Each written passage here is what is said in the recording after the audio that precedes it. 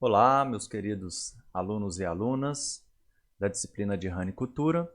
Hoje nós vamos para a nossa aula 2 e nós vamos falar sobre os anfíbios e as rãs. Vamos lá então?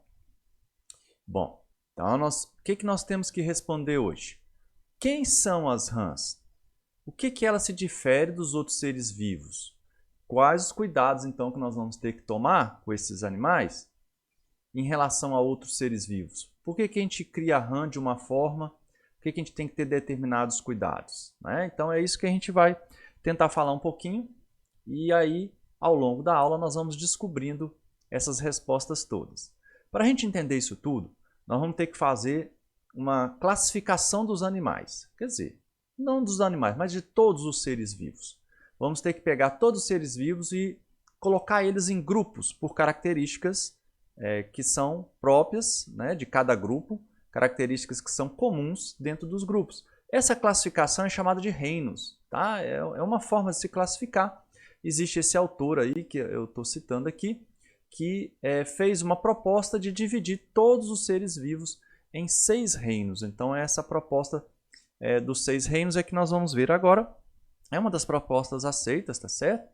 E aí nós temos um grupo que chama protista. Já já nós vamos ver características de cada grupo desse. Temos outros 2 grupos que são só das bactérias. Aí nós temos um terceiro grupo fungi, que são os fungos. Temos um quarto grupo aí das plantas, plantae, e o quinto grupo animalia. Tá? Então nós vamos agora descrever características de cada grupo desse. E assim vamos chegar onde a rã pertence. Será qual desses aí que a rã pertence? Né? Essa é a resposta que nós temos que dar aqui. Bom, então vamos lá, vamos começar. Vamos começar com o reino protista. O reino protista, gente, são os seres mais simples que nós temos. Tudo indica que a vida começou, então, no reino protista. Tá? São animais que vão desde unicelulares a pluricelulares. Animais de uma célula só é um ser vivo. Tá? E já é um ser vivo, né, uma espécie. Ok? Alguns autotróficos, outros heterotróficos. Por exemplo, as algas são autotróficas, né? Os protozoários já são heterotróficos. Aqui nós temos várias figuras, nessas figuras aqui nós temos vários tipos de exemplares, então, do nosso reino protista. Tá? Qual que é a importância da gente estar falando dos protistas? Gente, os protistas eles vão ser muito úteis, tanto na questão da alimentação dos nossos girinos. Os nossos girinos comem as algas, que são protistas. Não é? E ao mesmo tempo, né, vai do lado bom ao lado ruim. Ao mesmo tempo, eles são causadores de doenças. Tá? Vários protistas causam doenças sérias que levam os animais à morte. Ok? Então vamos lá. Vamos ver alguns aqui. Por exemplo, nós temos as algas. Tem aqui a alga euglena, aqui verdinha. Né? Então lembrando que quando a gente vê uma água do tanque de girino, por exemplo, e a água está toda verdinha, né, a gente chega lá, aquela água verde, bonita. Alguém jogou corante na água? Alguém jogou tinta na água? Não. Aquele verde, então, o que é? São as algas. Só que a gente não enxerga porque esses seres são microscópicos. Então, se a gente colocar a água na mão, olhar a água bem de pertinho, nós não vamos ver nada. A água vai ficar até transparente. Mas se a gente colocar no microscópio, aumentar, focar, aí nós vamos achar esses seres que vocês estão vendo nessas fotos aqui. E aí nós estamos vendo que existem algumas algas, por exemplo, essa da direita aqui, que ela é de outra cor. Então, isso significa que água de cores diferentes pode significar que tenha algas diferentes nessa água. Tá? Então, a gente tem lagoas cor-de-rosa. Se você procurar no Google, você vai achar lagoas de cores diferentes muito bonitas. Isso é em função do tipo de alga que está lá dentro. Lembrando, o nosso girino filtra a água e come essa alga. Isso aí é comida natural deles. É comida que vem de graça do tanque. Tá? Bom, seguindo outros protistas, nós temos o famoso protozoário aqui paramécio, muito usado nas aulas de biologia. Nós temos a ameba. A ameba causa uma doença, né, até no ser humano, capaz de matar um ser humano, mas existe remédio, né, existe tratamento. Mas é uma doença séria, a amebíase. Tá?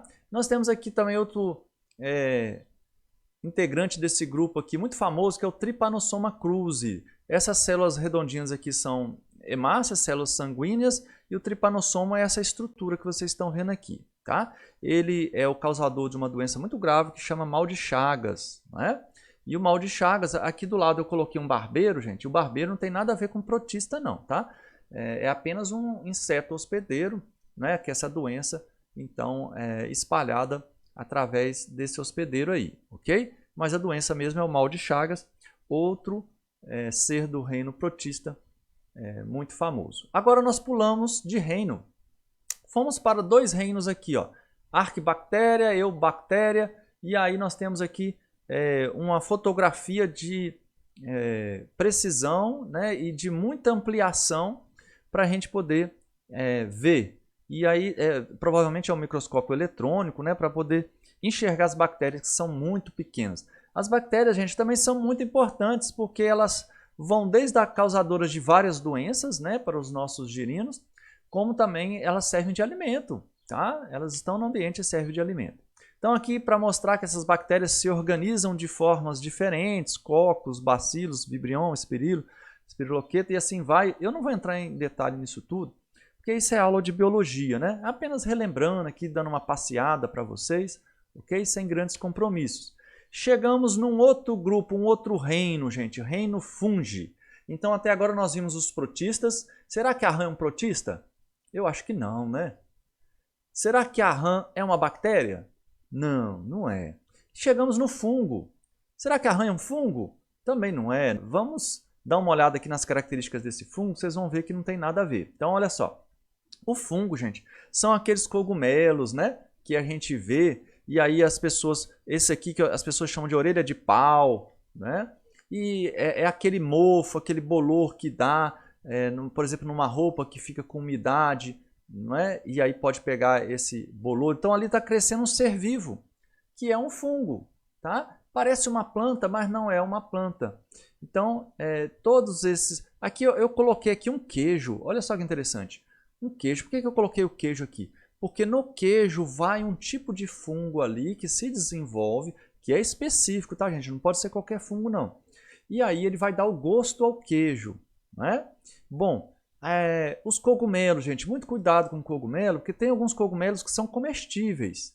Tem outros que são venenosos a ponto de matar uma pessoa. Então você não pode comer qualquer cogumelo, ok? Então, muito cuidado aí na hora de escolher os cogumelos. Aqui, como eu falei, nós temos a orelha de pau, né, que também é um representante do reino fungi. Chegamos num outro reino, agora o reino plantae, é o reino das plantas. Esse reino é muito diverso, gente. Vai desde ervas a árvores gigantescas como essa que a gente tem nessa foto aqui, milenares, né? Tem árvores que vivem milhares de anos, já está datado, né? Eles têm métodos de datar isso. E aí nós temos também plantas microscópicas do tamanho aí, está na ponta de um dedo de uma pessoa aqui, né? Plantas bem pequenininhas, ok? São conhecidas mais de 350 mil espécies, não é? Então são seres autotróficos e assim vai, né? Aproveitam a luz solar, como vocês estudam bem na biologia. Mas vamos pular aqui e vamos para o que interessa, porque rã não é planta. E aí a gente chega no reino Animalia. Será que a rã é um animal? Vamos descobrir, né? E aí, para falar desse reino Animalia, eu vou fazer o seguinte. Eu vou pegar e falar classes de animais vertebrados, tá? Porque o reino Animalia é bem grande. Existem alguns animais que são invertebrados e eu não vou falar sobre eles aqui não, tá? Eu vou falar só algumas classes de animais vertebrados que nos interessam mais, que são os animais domésticos, ok? Então eu até coloquei aqui embaixo, né? Mamíferos, aves, répteis, peixes e anfíbios. E aí, esse grupo Animalia, né? São seres vivos multicelulares, com tecidos biológicos, respondem ao ambiente e são heterotróficos. Então, essas são as características principais, né? E aí, como eu vou falar dos vertebrados, eu coloquei essa figura aqui para vocês, ok? Então, vamos lá, vamos começar. Vamos começar com os peixes. Olha aí o peixe, olha que peixe bonito, tá vendo? Ó, esse peixe aqui foi pescado aqui no CAVN, ok? Olha aí que lindo. Vamos aqui passar para os répteis. Répteis também é uma classe de animais importante, mas a rã é um réptil? A rã é um peixe? Não. A rã é um réptil? Também não, a rã não é réptil. Vamos adiante então, vamos buscando aí. Ave, será que a rã é uma ave? Não. Será que essa ave aqui está normal? Também não, né? Essa ave aqui está um pouco alterada. Isso aqui foi um projeto piloto do CAVN, fizemos umas pesquisas, desenvolvemos uma super galinha, um super galo, e aí está, não é? Uma linhagem nova. Será? Não, mentira. Vamos adiante aqui. Chegamos nos mamíferos, é uma classe, né, do reino Animalia que nós temos, e o representante maior aí são as vacas, né? É o boi, tá certo? Então, representante dos mamíferos, também uma classe numerosa, e que inclusive inclui nós, né, os seres humanos, tá? E agora, finalmente, chegamos na classe que interessa, a classe anfíbia. Olha aqui quem está aqui, uma ranzinha. Aham, essa ranzinha ela anda de moto, olha só. Essa aqui é a nossa vigia do ranário. Ela fica rodando o ranário à noite lá e toma conta das outras rãs. Não deixa nenhuma rã fugir e não deixa ninguém roubar rã dentro da ranicultura da UFPB. Ok? Então chegamos no grupo, na classe anfíbios dentro do reino Animalia e finalmente encontramos nossas rãs e agora sim podemos prosseguir, não é? Então vamos falar um pouquinho mais sobre esse grupo anfíbios, porque aí agora, como a gente separou, né, as rãs do resto, nós vamos esquecer esse resto aí e vamos agora falar só sobre os anfíbios, tá? Que é o que interessa para nós. Bom, aí se a gente considerar aí que a vida se iniciou na água, né? Então existe uma ordem de evolução das espécies proposta pelos cientistas, tá certo? E essa ordem seria mais ou menos assim, ó. A vida começou na água, né? Lá pelos protistas, vamos dizer, que desenvolveram até chegar nos peixes. Aí dos peixes desenvolveram para anfíbios, não é? Eu brinco nas minhas aulas, né? Nas minhas explicações, eu digo assim, um peixe muito metido dentro da água lá, falou assim, eu quero sair da água, tá muito chato isso aqui, vamos lá para fora da água, tá? E aí surgiram os primeiros anfíbios, não é? Esses primeiros anfíbios, então, falaram assim, não quero ficar mais independente da água, quero viver só na terra. E aí surgiram os primeiros répteis, né? Mais independentes de água. Aí esse réptil um dia subiu em cima de uma árvore e falou assim, eu quero aprender a voar, porque aí daqui eu pulo lá para o outro lado e o predador não vai me pegar, aqui em cima não tem ninguém, se eu começar a voar vai ser ótimo. E aí surgiu a primeira ave, né, assim? E aí dessa ave, então, um dia uma ave falou assim, não adianta voar, não adianta correr, não adianta estar dentro d'água, fora d'água, o negócio é ser inteligente. O negócio é desenvolver mais, ser mais complexo, desenvolver um pouco a inteligência, e aí foi para o lado dos mamíferos, e dos mamíferos chegou no ser humano, ok? É uma brincadeira, né, gente, isso tudo. Mas é só para a gente entender essa ordem. Mas eu coloquei esses três primeiros grupos aqui, ó, peixes, anfíbios e répteis, eu chamei de pecilotérmicos. E eu peguei esses dois grupos aqui, aves e mamíferos, e chamei de homeotérmicos. Por que será que tem essa diferença? Então essa diferença surge pelo seguinte, peixes, anfíbios e répteis, eles não regulam a sua temperatura de forma satisfatória. Então a temperatura deles varia conforme o ambiente em que eles estão. Já aves e mamíferos, lembra que nós somos mamíferos, os seres humanos? Então nós regulamos nossa temperatura. Se você medir a sua temperatura, tem que dar 36 graus e meio, 37, por aí. Então quando a temperatura está muito alta, a gente fala que está com febre, está com algum problema. Quando está muito baixa, está com um problema maior ainda, porque aí pode ser que você morreu e você nem sabe, não é? Porque quando a temperatura cai demais, a pessoa morre, ok? Assim como quando aumenta demais, se você chegar a 45, 50 graus, você vai morrer também, tá? Então, os homeotérmicos regulam a temperatura através do seu metabolismo e mantém essa temperatura constante. Já nossas rãs, que são anfíbios, não conseguem regular. Isso quer dizer, se ela está num lugar frio, ela fica fria. Se ela está num lugar quente, ela fica quente. E isso aí, agora a gente já tira mais uma informação importante sobre os anfíbios, que é, se eu quero criar um anfíbio, se eu quero criar uma rã, eu tenho que oferecer a ele um ambiente adequado. Eu tenho que oferecer a ele temperatura adequada. Então a minha baia tem que fornecer, lembrando que os animais vivem lá no piso, o chão da baia tem que ter a temperatura de 25 a 27 graus, que é o que a gente sempre fala na ranicultura, que é a temperatura boa. Então eu vou construir um ranário, eu tenho que construir de forma que a temperatura fique assim lá no piso. Não pode ser frio demais e não pode ser quente demais. Então, por quê? Porque o meu animal ele é pecilotérmico e se eu fornecer a temperatura errada, nós vamos ter problema ou de morte do animal ou de falta de desempenho, falta de crescimento. Porque quando a temperatura está muito baixa, esse animal cresce pouco, tá? Esse é um problema. Bom, então vamos lá, vamos seguindo, vamos dar mais informações então sobre esses anfíbios, né? A gente conhece cerca de 6.000 espécies vivas, na verdade isso muda um pouco, tá, gente? De ano a ano, por quê? Se descobre novas espécies, outras entram em extinção e assim vai, tá? Então, uma das características muito importantes do grupo dos anfíbios é esse ciclo de vida através de metamorfose. Metamorfose por quê? Lembra que eu falei que o anfíbio é aquele peixe metido que quis sair da água? Aí ele ficou entre a água e a terra? Então, o anfíbio, o nome já está dizendo. Anfi, que é dupla, bios, vida. Dupla vida. Então, o anfíbio tem uma dupla vida. Quer dizer que eu posso matar um anfíbio que ele renasce de novo? Não, está errado. Ele vive em 2 lugares ao mesmo tempo.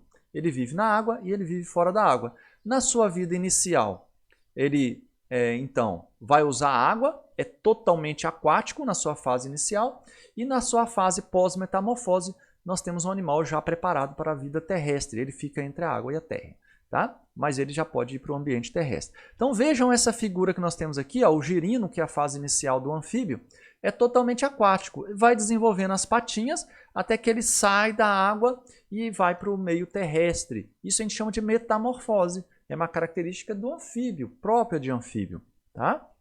Então na sua fase adulta, ele vai para o meio terrestre. Bom, então isso quer dizer que se eu for criar um anfíbio, eu tenho que estar atento, porque eu tenho que ter uma criação só para girino, que é totalmente aquático, e outro ambiente de criação que tem o meio terrestre. É como se eu tivesse 2 criações ao mesmo tempo. É como se eu estivesse criando peixe e um mamífero, vamos dizer um boi, né? Eu vou criar um boi e um peixe ao mesmo tempo. Então são 2 ambientes de criação. Olha só como é que a gente já está descobrindo algumas coisas em relação aos anfíbios, os cuidados que nós temos que ter na hora de criar esse animal aí. Bom, seguindo mais adiante, agora nós vamos tentar diferenciar esses anfíbios, porque afinal de contas são muitos. E aí nós temos 3 grandes grupos que nós vamos chamar das ordens de anfíbios. Então nós vamos aqui, ordem Caudata, ordem Gymnophiona e ordem Anura. Vamos ver aqui, ó, o Caudata, o nome está dizendo, tem cauda. A vida toda esse animal vai ter cauda, tanto na fase inicial, antes da metamorfose, ou pós-metamorfose ele continua com a cauda. Então são os tritões e as salamandras, são os grandes representantes desse grupo aí. São mais ou menos 500 espécies, é um animal que parece um lagarto, uma lagartixa, né? Que são répteis na verdade, mas esses não, né? Salamandras e tritões são anfíbios. E aí nós temos um outro grupo muito pequeno, né, com mais ou menos 150 espécies, que é a Gymnophiona, ou a gente chama também de cobra cega. Tá? São esses representantes que vocês estão vendo aqui. Na verdade é esse aqui, né? É a nossa cobra cega. E esses animais aí são bem raros, tá? Ou cobra de 2 cabeças. Eu vou mostrar aqui algumas fotos já já e aí a gente vai identificar. Aí nós chegamos aqui no nosso grupo Anura. O Anura é que perde a cauda na fase adulta. Quando ocorre a metamorfose, pós-metamorfose ele já não tem mais cauda. Isso é a característica dos anuras. E aí entra então os sapos, as rãs e as pererecas, ok? Mais de 5.000 espécies. Como eu falei, isso aí pode variar de ano a ano, tá certo? Muito adaptado para dar os saltos, né? Na questão da fuga. E aí, desse grupo então de sapo, rã e perereca, o que interessa a gente são as rãs, que nós vamos ver ainda na aula de hoje, que a gente só cria rã. A gente não vai criar o sapo nem a perereca. Bom, lembrando aqui, ó, todo anfíbio muito colorido pode ter veneno em parte do corpo. Então a gente vê os anfíbios muito bonitos, algumas espécies realmente lindas. Cuidado, todo anfíbio que é muito colorido pode ser um sinal que é um animal venenoso. Vamos agora passar em cada categoria dessa. Então, olhando aqui os caudatas, nós temos as salamandras. Aqui é uma fase inicial de salamandra, olha só, é um girino. Vamos dizer que é um girino de salamandra? Então ele é totalmente aquático, isso aqui são as brânquias do animal, que ele respira através das brânquias. Aqui já é um animal adulto, né? Que eu falei que parece um lagarto, alguma coisa assim, mas é um anfíbio aqui, uma salamandra. Aqui, novamente, a salamandra, e desse lado aqui, mostrando a fase inicial, então, que parece um peixinho, né? Totalmente aquático. Vai sofrendo a metamorfose, olha lá, transformando, e aqui os adultos, tá certo? Macho, fêmea aqui, adulto, com esse dimorfismo aí, né? O macho diferente da fêmea. Muito bem. Continuando, nós temos os tritões, tá? Os tritões aqui tem esse todo colorido, tem esse todo bonito aqui, que o pessoal até usa em aquário lá nos Estados Unidos, fora do Brasil, tá? O tritão não é muito comum aqui no Brasil. Bom, aqui mais tritões, esse aqui que parece o Godzilla daquele filme lá, Godzilla, pode procurar aí o filme Godzilla, você vai ver que foi inspirado nesse bichinho aqui. E agora nós chegamos na nossa cobra cega, que já é uma outra ordem, Gymnophiona, não é? Cobra cega ou cobra de duas cabeças, né? Fala que é duas cabeças porque uma das terminações dela finge ser uma cabeça. Aqui, ó, tá certo? Para que o predador venha, ele balança então essa parte da cauda para o predador ir para a cauda e deixar a cabeça dele, né? Porque se ele for atacado pela cabeça, ele vai morrer, tá certo? Então, é um anfíbio e ele vive debaixo da terra, né? E aparece muito em dias de chuva, muita chuva, costuma aparecer esses bichos, tá? Então aqui na Paraíba a gente tem no Brasil todo esse bicho aí, tá? Aqui outros exemplares dessa cobra cega, tá certo? Mostrando aqui outras fotos. Nós temos alguns que vivem em florestas, né? E agora nós chegamos nos anuros. Então vamos falar agora dos anuros, sapos, rãs e pererecas, para que a gente finalmente chegue na nossa rã, não é? Então, os anuros, gente, tem desde bem pequenininho assim, esses animais do tamanho de uma unha, olha só, o menor sapo do mundo aqui, ó, aqui da floresta amazônica no Brasil. Então nós temos o menor sapo do mundo, esse bichinho do tamanho de uma unha. Não é um filhote, é um adulto, tá? Mas nós temos animais maiores, vamos ver os maiores? Que tal esse daqui? Então esse aqui é uma rã, é a rangolia, não é? A rã, maior rã registrada que a gente tem, apesar de que não ser o maior anfíbio, me parece que tem uma salamandra maior ainda do que esse bicho aí. Mas está aqui a rangolia, olha o tamanho desse bicho. É uma rã africana, tá certo? Não tem aqui no Brasil e a gente não tem muitas informações. Todo mundo pergunta quando a gente está lá no presencial, na sala de aula, todo mundo pergunta, professor, vamos criar esse bicho aqui, né? Não temos informações como é que é a reprodução dele, quanto tempo esse bicho demorou para chegar nesse tamanho aí. Então não é qualquer rã que a gente vai criar, não é qualquer animal que a gente cria só porque é grande. Tem que ser viável economicamente e para ser viável economicamente nós temos que ver a questão de reprodução e a questão do tempo que ele demora para atingir o tamanho comercial. Tá? Então a gente não tem essa informação, por isso que ninguém cria rangolias. Tá? Aqui, ó, mais foto da rangolias, né, para vocês verem o tamanho desse bicho realmente bastante exagerado. Bom, chegamos agora ao nosso sapo. Vamos falar agora só sobre sapo. Vou mostrar algumas fotos de sapo, depois algumas fotos de perereca, depois algumas fotos de rã, ok? Então, a grande característica do sapo é essa daqui, gente, ó, glândula paratoide. Tá vendo essa bolsa que tem aqui atrás do olho? Aqui é o olho dele, aqui é o ouvido dele e aqui está a glândula paratoide de veneno, tá? Então, esse bicho é venenoso, ok? Então tá aqui um outro sapo, nosso sapo cururu com a sua glândula paratoide. Nós não podemos bater a mão nesse local aí, ó. Tá aqui, ó, a glândula paratoide. E ao contrário que todo mundo fala, que o sapo esguicha veneno e tudo mais, não existe isso, tá, gente?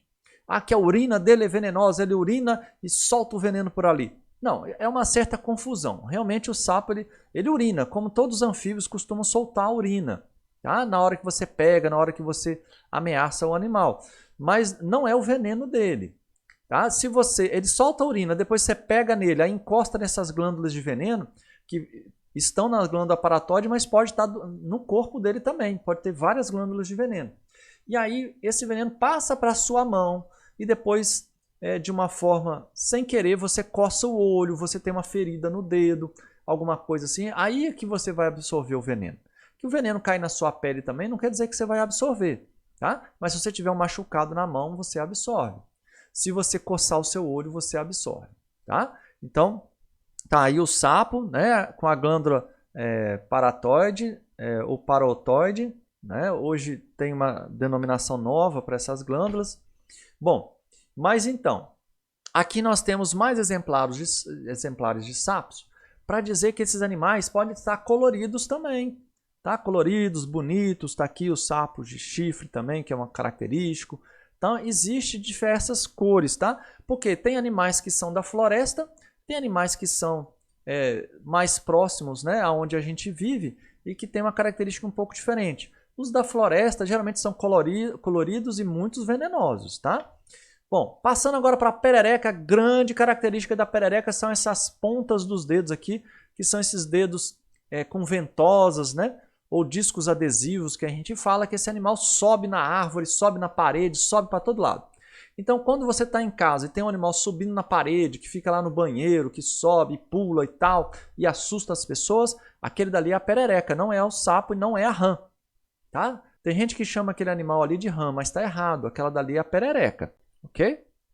Bom, aqui para mostrar que nós temos algumas pererecas que são coloridas, tá? E que podem, então, ser venenosos. Esses aí são os mais venenosos que a gente tem notícia, capazes de matar o ser humano. Tá certo?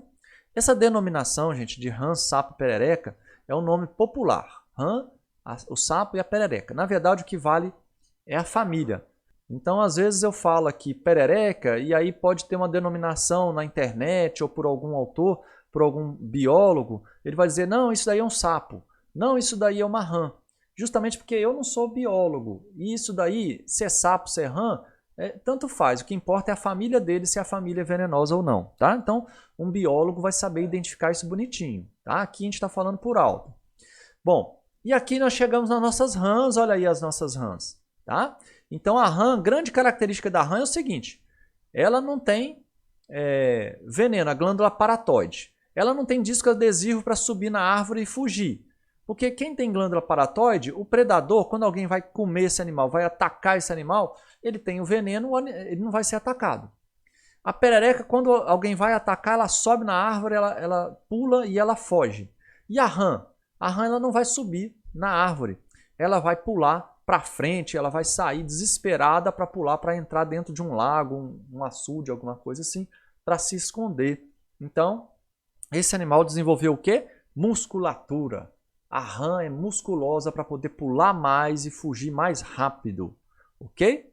Bom, olha aqui essa aqui, ó. Essa aqui é o caçote, tá? Aquela primeira lá era a rã touro e esse aqui é o nosso caçote, é uma rã nativa. A rã touro não é nativa não, tá? Vou voltar aqui, até aqui, ó. Essa rã aqui, essa verdinha, é a que a gente cria em cativeiro, tem nos ranários, mas ela é exótica.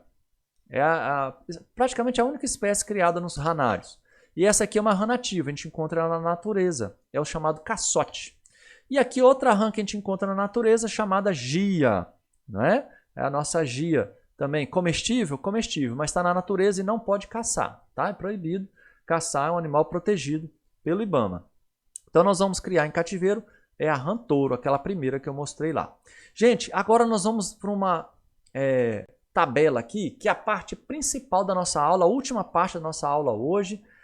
Nós vamos falar sobre essa tabela aqui, que é diferenciar sapo, vai ser essa coluna sempre, a perereca a coluna do meio e a rã essa da ponta aqui. Então nós vamos fazer a diferenciação desses três animais, porque é muito importante que a gente saiba diferenciar os três, ok? Então primeira característica, pele. Então na pele, o sapo tem a pele rugosa, feia, seca, tá? E a perereca tem a pele lisa e úmida também, assim como as rãs, tá? As rãs também é lisa e úmida, ok? Então vamos para a segunda característica, discos adesivos. Lembra que eu falei na ponta dos dedos? O sapo não tem, a perereca sim, e a rã não tem. Então ó, já começou a diferenciar. Outra característica que a gente falou, glândula parotóide de veneno. Então essa glândula o sapo tem, a perereca não tem e a rã não tem. Isso quer dizer que todo sapo é venenoso então. Que ela tem essas glândulas, né, de veneno. Mas a perereca nem sempre, porque pode existir perereca e rã venenosa, como eu falei, pela pele, né? Aqueles animais de floresta, colorido, tá? Vamos adiante, então. Musculatura. O sapo tem a musculatura fraca. Por que ele músculo fraco? Porque ele tem veneno para se defender, ele não precisa correr, pular de ninguém, né? Então ele é mais fraco. A perereca é média, porque se ela for pesada demais, muito musculosa, ela não consegue se agarrar em cima das árvores.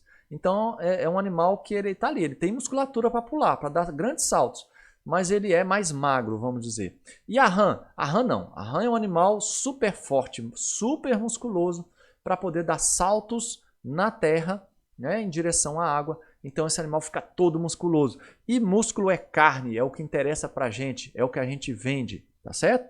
Então por isso que a gente cria a rã. Ninguém vai criar sapo, ninguém vai criar perereca, gente. Isso não dá dinheiro. Agora a rã vai dar carne e vai dar dinheiro, ok? Capacidade de saltar, então, o sapo é pouco, a perereca é muito, né? Porque ela é leve e rápida, e a rã também é muito, porque ela tem força, ok?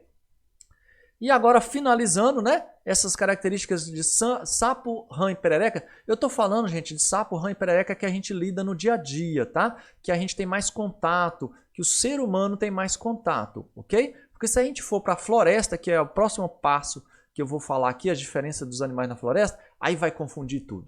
Aí é só biólogo para fazer essa diferença. Mas vamos ver aqui, ó, defesa contra predador. O sapo se defende com a feiura dele, porque ele é feio pra caramba, e também com seu veneno, como eu falei, todo sapo é venenoso. A perereca, ela se defende fugindo, pulando, subindo nas coisas. Quando ela está na natureza, ela sobe nas árvores. Quando ela está em casa, ela sobe na parede, pula de uma parede para outra, pula pela janela e vai-se embora. Não é? E a rã, ela foge pulando, né? Com força, com vigor. Tem campeonato de salto de rã lá nos Estados Unidos, para vocês terem uma ideia. O pessoal faz brincadeira com isso lá. E agora nós vamos para os anuros, gente, de floresta, tá? Para não confundir a cabeça de vocês, eu separei dois grupos aqui. Os bichos que estão lá nas florestas, eu já falei, só biólogo para identificar quem é sapo, quem é rã, quem é perereca. Olha só, veneno em partes do corpo, todos podem ter. Tanto o sapo pode ter, quanto a perereca, quanto a rã, tá certo? Vai depender da família, da espécie. Tamanho do corpo, né? Porte de corpo. Então também tem vários tamanhos de corpo, tá certo? Tem mais um item que não entrou aqui, mas eu vou falar, a questão da cor.